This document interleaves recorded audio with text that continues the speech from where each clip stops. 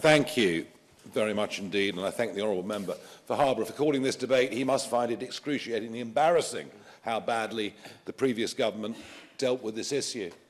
With my strong connection in Kent and Sussex with the commercial fishing industry, the angling trade and indeed the lifeboats, I started to feel in early 2020 that the odd boat that had crossed, as the honourable member from Dover mentioned, in 2018 and 19, that something big was about to happen, that the gangs had realised that your chances of deportation from this country were very low. And so I went out repeatedly from Dover into the English Channel, filming boats, meeting face-to-face boatfuls of the young men that have been described, in many cases very aggressive young males. But I also got to the bottom of the use of the word escorts. I kept being told that escorts were crossing the Channel. I wasn't quite sure what they meant to begin with, but then I understood it was the French Navy, that the French Navy literally escorted boats across the English Channel and handed them over to Border Force or RNLI. So I made a bit of a fuss about the whole thing. I said unless something was done, huge numbers would come.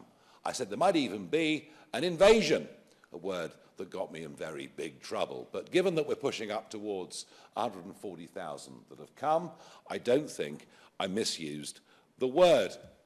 The efforts of the last government to deal with this were frankly pretty pitiful, and Rwanda might have worked in theory, but of course in practice it was not going to work.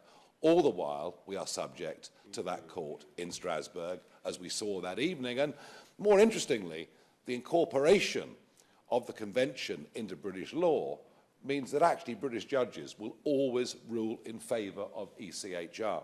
So we have to face up to that reality. I also believe what we're facing is a national security emergency.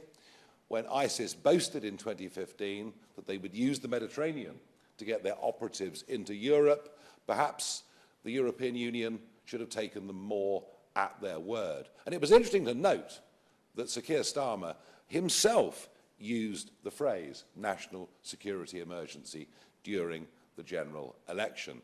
So he's going to have to act accordingly.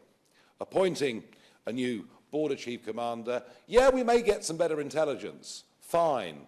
But you know, the French already, and we have given them hundreds of millions of pounds, the French do stop a lot of dinghies from crossing. They put knives in the dinghies, but the problem is that the prospective illegal immigrants just hide in the dunes and come back the next day. So that isn't going to work. And smashing the gangs, well, I don't know. And I've been hearing for the last 30 years, we're going to smash the drugs gangs in this country. And yet there's more Class A drugs being taken today than there ever were before.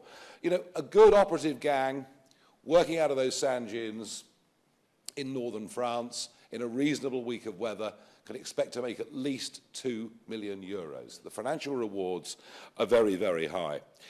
So really what this comes down to are two things. Number one is political will. Successive Australian prime ministers attempted to deal with the problem. They all failed. They tried offshore processing, etc., until in the end, Tony Abbott just towed the boats back to Indonesia. There was international outrage from the UN, the EU, and indeed from the Foreign Office, of course. Are you aware of the fact that they were still hulled vessels, and if we attempt to do the same, we're likely to kill people in our waters? Is that what you want to see?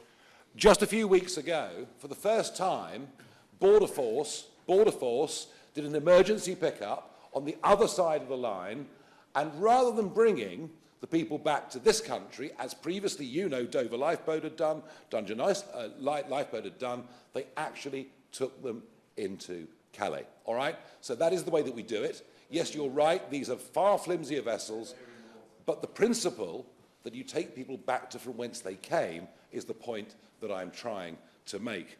And we can do this. We can do this under the international law of the sea. We can do this. I would ask, Minister, that given the money we've given to the French, we no longer accept escorts from the French Navy. The day after 12 people died in the Channel, the day after, there was a French naval vessel escorted a dinghy from a couple of hundred yards off Wissant all the way to our 12-mile line. No more French naval escorts, I think, is vital. So we need political will, And the Germans, of course, are now showing it. The Germans will ignore the ECHR. The Germans, by the way, sent a plane back full of young men to Afghanistan the other week. So with political will, with leaving the ECHR, we can solve this. And I would just promise the Labour government one thing. This issue caused great pain to the Conservative Party, and it impacted in the general election. This issue of illegal migration and the crime that it leads to, which is a conversation that's barely started in this country, but a conversation that in France and Germany is now very big, will do massive damage to Labour's electoral chances. You're going to have to get tough, and I'm afraid your leader is going to have to rethink his position on the ECHR. Thank you.